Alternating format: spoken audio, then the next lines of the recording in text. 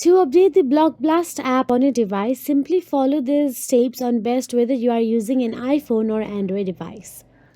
So, for iPhone, launch the App Store on your iPhone. For Android, launch the Google Play Store app. Then, once you're inside the App Store or Google Play Store, search for the BlockBlast app in the search address bar and simply tap on the BlockBlast app after you search for it. Then, if there is an update available for BlockBlast, it will be listed under the available update section.